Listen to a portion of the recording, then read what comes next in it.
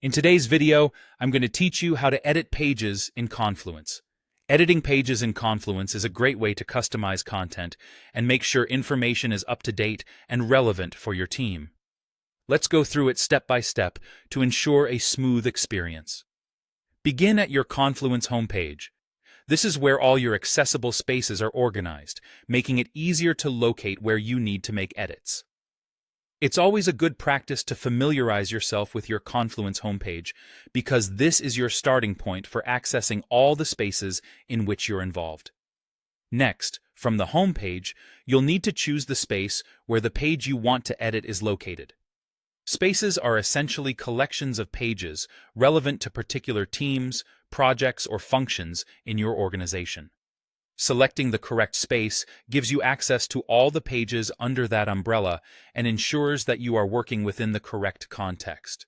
Once you've entered your chosen space, navigate to find the specific page you want to work on. This might involve browsing through a list or using the search bar if there are many pages available. Finding the correct page is crucial, as this is the content you'll be editing, so take your time to ensure you're in the right spot. After you've located the page, click on the Edit button.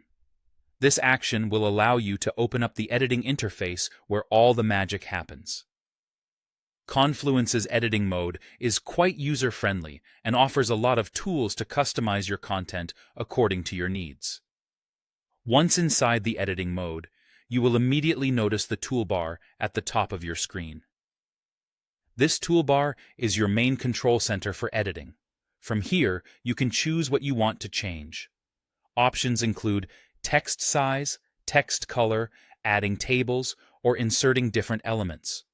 Feel free to experiment with these options to achieve the desired look and functionality for your page. Beyond the basics, you can also explore more advanced editing features offered by Confluence. These may include adding macros or integrating other tools to enhance your page's capabilities. Each option is designed to help you build a page that is both informative and visually appealing. Finally, don't forget to click on Update once you're satisfied with your edits. This will save your changes and make them visible to everyone who has access to that page, ensuring that the information is current and correct. And that wraps up our guide on editing in Confluence. Editing is an essential skill that allows you to keep your team's documentation accurate and effective, so feel free to revisit this process anytime you need a refresher. Thanks for watching, and happy editing!